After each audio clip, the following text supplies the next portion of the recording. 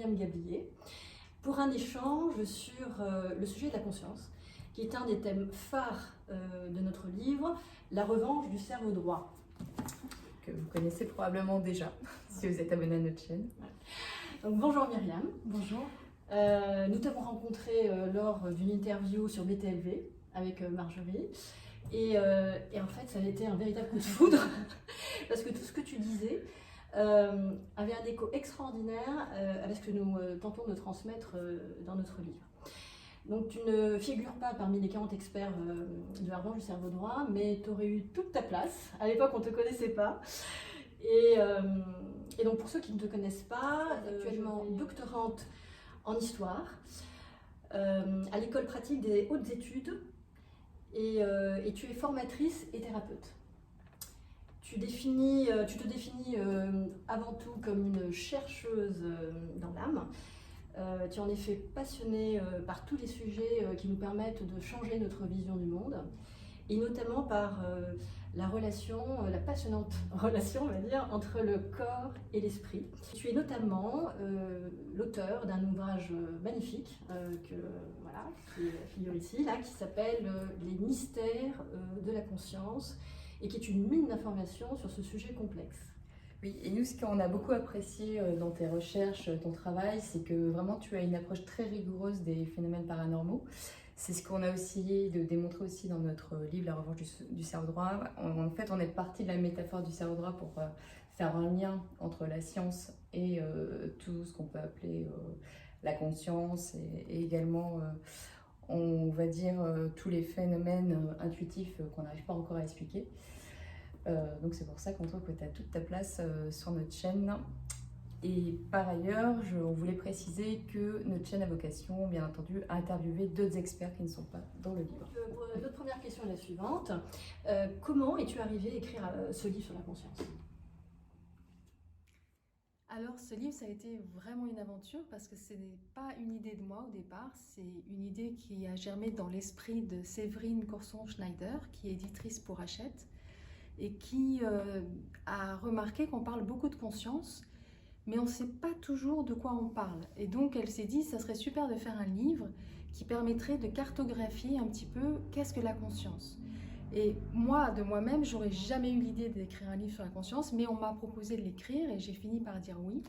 Et ça a été vraiment une aventure incroyable, parce que effectivement, c'est un vaste sujet. C'est un petit peu un mot fourre-tout dans lequel on met beaucoup de choses, et ça a été vraiment passionnant d'éclaircir en fait les différents aspects de la conscience. Alors Myriam, quels sont les différents aspects de la conscience ? Alors, il faut savoir que la conscience va se penser différemment selon le paradigme philosophique dans lequel on est. C'est-à-dire qu'on est, par exemple, actuellement dans une culture qui est matérialiste, qui pense que la conscience est produite par l'activité neuronale du cerveau, puisque dans le monde, il n'y a que de la matière. Donc c'est forcément la matière qui va produire la conscience.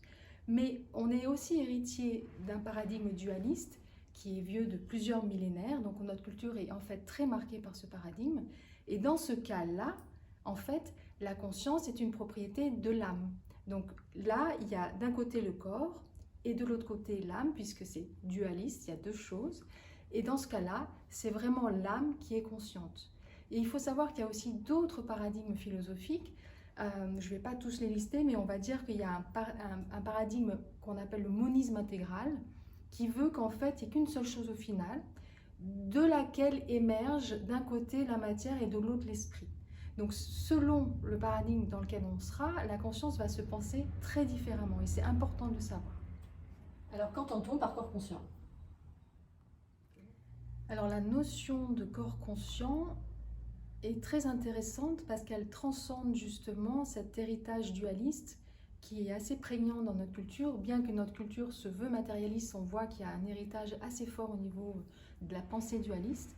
Et le corps conscient, c'est vraiment penser que la matière et l'esprit sont très intimement liés et sont la même chose en fait, que la matière et l'esprit sont deux aspects d'une même chose qui serait plus fondamentale.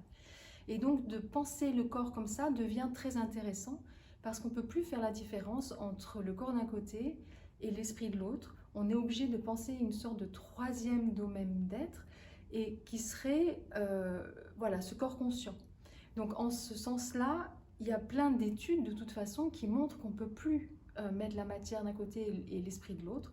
Donc c'est très intéressant de s'intéresser à cette unité corps-esprit qui est même au-delà de corps-esprit. Vous voyez, le langage est encore conditionné et on est obligé toujours d'utiliser le mot corps et le mot esprit alors qu'il faudrait un troisième mot. C'est pour ça qu'on parle de corps conscient.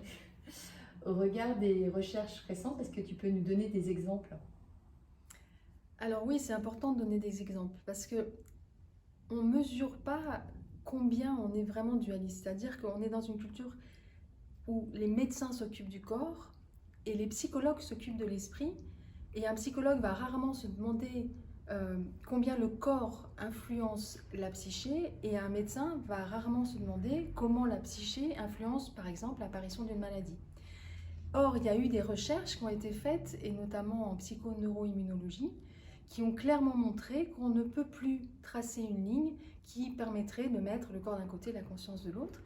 Et notamment, il y a eu par exemple des recherches menées par le professeur Candace Pert, qui était chercheuse en chimie, en immunologie, et qui a montré que tous les grands systèmes du corps utilisent les mêmes molécules pour discuter, et que ces molécules sont précisément les molécules des émotions. Donc, en fait, quand on a une émotion, on ne sait pas s'il y a d'abord l'émotion psychique et ensuite ça produit un neurotransmetteur, ou s'il y a le neurotransmetteur qui va produire l'émotion. On est incapable de tracer cette ligne dont je parlais, et on est vraiment obligé de basculer dans une version plus holistique en fait de l'organisme humain que nous sommes. Et on le voit clairement dans le quotidien. Il suffit qu'on fasse du sport ou qu'on boive un verre, ou pour les femmes, voilà, d'avoir ces périodes. En fait, on voit très bien que ce qui se passe dans le corps va influencer la psyché. Et inversement, on voit très bien que quand on se sent bien, on est en meilleure santé. Donc c'est une espèce de sagesse populaire qui a été maintenant mise en lumière par la science. Donc en ce moment, le mot quantique est à la mode. On entend quantique un petit peu à toutes les sauces. Qu'est-ce qu'on entend par corps quantique? Alors, on a une petite tendance qui est que quand on voit une nouvelle science apparaître, on va avoir tendance à tout expliquer avec cette nouvelle science. On a fait ça à l'époque du mesmérisme, puisqu'on venait de découvrir l'électricité et le magnétisme. Donc tout était électricité et magnétisme. Ensuite, on a découvert les ondes radio, donc tout est ondes radio, et maintenant tout est quantique. Le problème étant qu'on a tendance du coup à mélanger des genres. C'est-à-dire que quand on parle de physique quantique, on est dans le monde de la science et de l'infiniment petit. Alors il y a effectivement des recherches qui ont montré qu'on peut appliquer des phénomènes quantiques à des phénomènes qui sont un petit peu plus massifs, c'est-à-dire au niveau des molécules. Donc on n'est plus dans vraiment le tout petit, mais on est déjà dans quelque chose qui est presque perceptible avec des microscopes. Mais le souci étant que quand on parle de médecine quantique, d'une part, on transpose une science à une pratique clinique, ce qui est quand même un petit peu délicat. Et d'autre part, les approches qu'on appelle les approches des thérapies quantiques s'appuient davantage sur l'électromagnétisme, c'est-à-dire sur des diagnostics qui sont faits à l'aide de machines qui sont capables de détecter les champs électromagnétiques, et sur des soins du coup qui en découlent. Donc on peut argumenter que l'électromagnétisme s'appuie sur des lois quantiques, mais c'est un petit peu, il y a un petit peu une zone qui est il y a un déplacement. On est davantage dans l'électromagnétisme avec les thérapies quantiques que dans le quantique tel qu'il est défini par la science. Alors on a tendance à dévaloriser le corps, on est omnibulé par la psyché. Est-ce que notre corps a des capacités exceptionnelles? Il faut bien comprendre que dans notre culture judéo-chrétienne, on hérite de siècles, voire de millénaires, de pensée dualiste où effectivement on va mettre le corps d'un côté et l'esprit de l'autre en valorisant l'esprit. On a vraiment tourné notre attention vers l'esprit puisqu'on a perçu le corps comme étant une simple enveloppe ou un véhicule qui est mortel. Alors là, on est vraiment avec une tradition philosophique qui remonte à Platon, qui est le corps et le tombeau de l'âme. Donc d'une certaine manière, ce qui est sous-entendu beaucoup dans notre culture, alors bien sûr il y a différents penseurs qui ont pensé différentes choses, mais la tendance générale c'est ça, c'est que le corps est négligeable et qu'il faut nous tourner vers l'âme, l'esprit. On peut poser plein de mots dessus, la psyché. Et donc, quand on s'intéresse au phénomène exceptionnel de la conscience, on a tendance à penser effectivement que c'est juste psychique. Or, quand on s'intéresse aux recherches en parapsychologie, et notamment aux recherches sur le pressentiment, ces recherches mettent en évidence que le corps va réagir avant la prise de conscience. Puisqu'en plus, il y a aussi des recherches qui ont montré que la prise de conscience a toujours une demi-seconde de retard sur ce qu'on perçoit. Donc en fait, les expériences exceptionnelles sont avant tout corporelles. C'est-à-dire ce sont avant tout des réactions organiques, physiologiques, qui vont informer, qui vont envoyer des signaux dans ce qu'on appelle la psyché. Mais voyez que déjà on est dans deux niveaux, on est encore dans cette pensée dualiste. Alors que si on était dans une pensée vraiment moniste, on voit que dans une unité corps-esprit, évidemment que les expériences exceptionnelles sont aussi ressenties corporellement, et elles sont avant tout ressenties corporellement. Et d'ailleurs, ce qu'on voit, c'est que ce qu'on appelle les technologies du sacré, donc toutes les technologies qui sont utilisées par les grandes traditions spirituelles pour faire un chemin intérieur, ont des techniques qui jouent sur les paramètres corporels. Parce que quand on modifie le corps, on modifie immédiatement la psyché. Donc que ça soit le travail de respiration, de présence à l'instant présent, qui est avant tout une présence à la présence corporelle, la transe, la danse, le jeûne, les prises de substances, toutes ces choses-là en fait vont impacter le corps de manière à impacter l'esprit. Donc on voit déjà qu'il y a une sagesse ancestrale qui sait qu'il y a une relation intime et que sûrement que le corps et l'esprit sont la même chose, et que donc effectivement tous ces phénomènes de perception extrasensorielle, d'élargissement de conscience sont avant tout des phénomènes corporels. Qu'est-ce que l'âme selon toi et que penser de sa survie? Alors, l'âme, c'est un très très grand sujet. Alors il faut quand même resituer cette notion. La notion d'âme, c'est une notion théologique, donc théologique ou ésotérique, puisque les ésotéristes se disent être la pensée qui est au cœur de chaque religion. Donc quand on parle d'âme, on est dans un contexte théologique. Et ce qui s'est passé, c'est qu'avec l'avènement de l'humanisme, de la Renaissance, on a commencé à avoir des chercheurs qui ont cherché justement à sortir de toutes les références théologiques. Alors ça a pris plusieurs siècles, mais on voit que ce qui va émerger au XVIIIe siècle, l'esprit des Lumières, va se réclamer un esprit rationnel, scientifique, empirique. Et donc là, il va être question de ne plus parler d'âme. Et c'est là où on va inventer la psyché humaine, justement pour repenser l'intériorité humaine sans faire référence aux notions théologiques. Donc, ce qui s'est passé au passage, c'est qu'on a un petit peu jeté le bébé avec l'eau du bain, on a réduit la psyché humaine à l'être humain, puis finalement au cerveau. Donc, on a tacitement, on s'est débarrassé de l'hypothèse de la survie.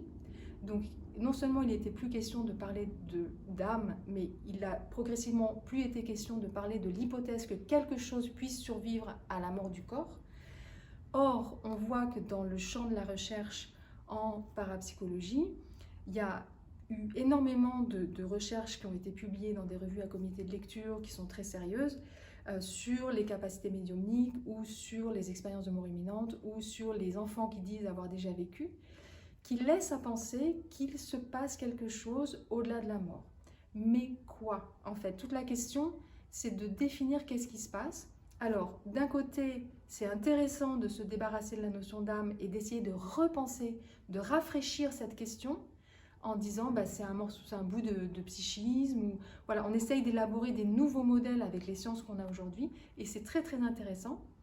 De l'autre côté, on ne peut pas s'empêcher de retomber sur la notion d'âme parce que justement, ces modèles rationnels ont essayé de se débarrasser de la notion d'âme et pour l'instant, on n'a pas de mots pour parler de ce truc qui survivrait éventuellement. Donc, dans le langage courant, boum, on retombe sur la notion d'âme. Mais voilà, c'est une notion qui appartient à un contexte très particulier qui est théologique et ésotérique. Et la science très très avant-gardiste, là on est vraiment sur les recherches de pointe, essaye de formuler l'hypothèse de la survie de quelque chose autrement. Si quelque chose survit après la mort, est-ce que finalement on retombe dans une vision dualiste? Parce que justement, ça pose la question de c'est quoi le corps vraiment et c'est quoi cette chose qui survit, qui nous demande de revoir, de faire une sorte de tournée à 180 degrés sur nous. On a tendance dans notre culture à penser en termes de choses, c'est-à-dire que le corps serait une chose physique, fait d'atomes, de molécules, d'organes. Et or, il faut complètement basculer dans autre chose, dans une autre façon de voir qui va plus être une pensée systémique et une pensée des processus. C'est-à-dire que le corps, finalement, déjà, le corps s'écrit au pluriel, hein, ça s'écrit avec un S, puisque ça vient de corpus et le U a disparu. Le corps est potentiellement une localisation dans un espace-temps de différentes, ce qu'on appelle ontologies. Alors c'est un petit peu barbare comme mot, mais le corps serait un dispositif qui serait capable d'être à la fois localisé dans l'espace-temps et à la fois interconnecté à des dimensions beaucoup plus vastes. Donc on voit que le corps n'est pas forcément une chose délimitée par la peau, c'est tout un processus. On sait qu'on est constamment traversé par l'environnement, que nos cellules sont tout le temps en train de changer et que finalement, d'une seconde à l'autre, on n'est jamais les mêmes. Donc le corps est davantage un processus, mais surtout on sait que dans cette conception du corps qui n'est pas juste matérielle, qui n'est pas juste chosifiée, mais il faut introduire aussi la notion d'énergie. On sait qu'il y a énormément d'énergie qui circule dans notre corps, qu'on produit des champs électromagnétiques, ça a été démontré, surdémontré par la science, le corps produit des champs électromagnétiques. Donc, quid de ces champs électromagnétiques au moment de la mort, qui pourraient transporter éventuellement des informations. Mais si on inclut aussi donc, la science quantique avec prudence, on peut aussi penser que le corps, d'une certaine manière, est capable d'intrication quantique. Et la physique quantique dit que quand on produit des informations, cette information ne disparaît pas. Donc, au moment de la mort, c'est pareil. Quid de ces informations qu'on a produites pendant toute notre vie. Donc, quand on étudie la conscience, aujourd'hui, on ne peut plus faire un pas sur les capacités extrasensorielles. Alors, que nous disent les recherches sur ce sujet, en fait? Alors, les recherches sur les perceptions extrasensorielles ou les phénomènes hors normes de la conscience ont commencé de manière empirique et rationnelle un petit peu avant la Révolution française. Elles ont traversé le 19e siècle et le 20e siècle et elles se poursuivent aujourd'hui. Il y a eu le mesmérisme, l'hypnose, il y a eu plein de recherches psychiques et aujourd'hui on va davantage parler de psychologie anomalistique ou de parapsychologie. Et en fait, ce dont on va parler, on a été obligé d'utiliser un terme pour chapeauter tous ces aspects, c'est le terme psy, PSI. Alors, ce n'est pas PSY parce que ce n'est pas de la psychologie, c'est encore autre chose et on ne sait pas très bien ce que c'est. Parce que ce qu'on voit, c'est que c'est un phénomène qui est très multifacette, très multiforme, très évolutif, qui fait qu'on a bien sûr essayé de catégoriser en fait les aspects. Donc on a dit il y a la télépathie, il y a la voyance, la précognition, la psychokinèse, et puis à part la médiumnité, parce que la médiumnité présuppose des choses que la science n'accepte pas, donc ça c'est un petit peu à part. Mais en tout cas, ce qu'on voit, c'est que quelqu'un qui est télépathe peut par moment être voyant et puis par moment ne plus être télépathe ou voyant du tout, selon les circonstances. Et puis on voit que finalement, c'est quelque chose qui est évolutif à l'intérieur de chacun. Alors il y a eu aussi la question de qui est capable de ces capacités psy. Alors au début, on pensait que c'était des sujets exceptionnels. On étudiait les grands voyants, les grands télépathes. Et puis ensuite, les études américaines ont davantage montré que tout un chacun est capable, à des degrés bien moindres, d'être un petit peu télépathe, un petit peu voyant. Et donc, il y a pas mal d'études qui ont montré que finalement, ça serait beaucoup plus répandu que ce qu'on pense dans la population. Et d'ailleurs, les sondages disent que 40% de la population fera un jour l'expérience d'un phénomène hors norme. Donc ça l'est. Mais à l'heure d'aujourd'hui, on est davantage avec des systèmes qui vont au-delà du sujet. Donc, ce n'est pas forcément le sujet en lui-même, c'est le sujet avec son système autour de lui, donc sa famille, l'endroit où il est, les interactions qu'il va avoir avec les gens, qui vont faire apparaître une capacité en lui. Donc, on va au-delà, en fait, du simple organisme. On inclut l'organisme dans un système. On est dans une vision beaucoup plus systémique de ces phénomènes aujourd'hui.